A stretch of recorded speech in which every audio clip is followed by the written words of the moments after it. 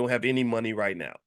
Give me a yes if you can imagine that feeling. I want you to just process this from a consciousness awareness standpoint. Just imagine how you feel in that situation. You're like, oh man, dang, gosh, dang it, I wish I could. Well, if you have a family bank, then the problem's solved. You just go borrow, you go borrow $250 and you pay it back on Friday. Now, this requires a specific type of culture to be able to maintain this sort of economic relationship.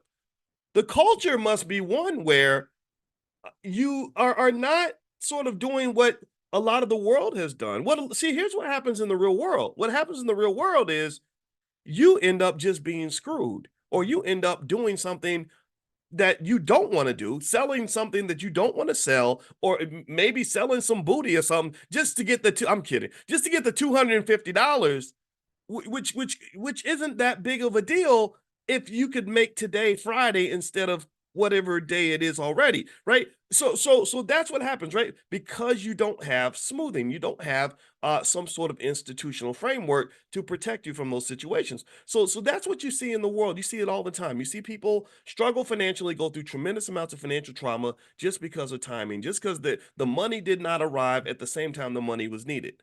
Now here's a different world.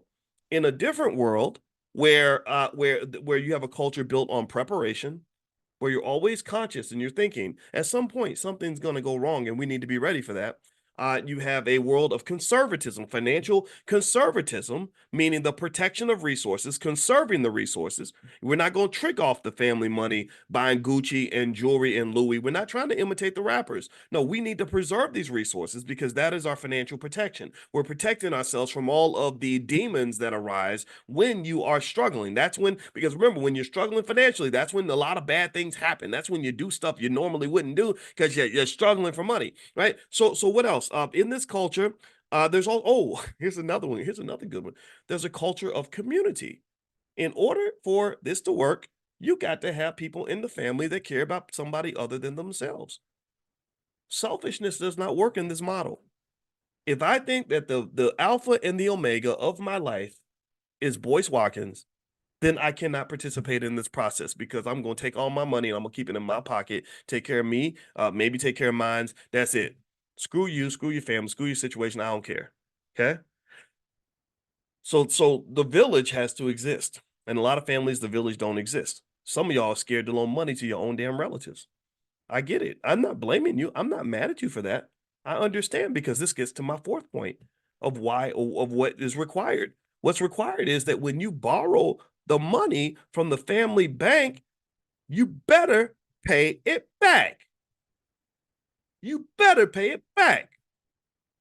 And the reason I bring that up is because I bet you that if I ask you, give me a yes if you've ever loaned money to somebody that you cared about and they did not pay you back, or they came back with an excuse, or they disappeared and or got mad at you because you asked for your own damn money back. How the hell you gonna get mad at me because I'm asking for money back that I gave you? You now you treating me like crap. Now I done lost a friend, I done lost a loved one, and I lost my money.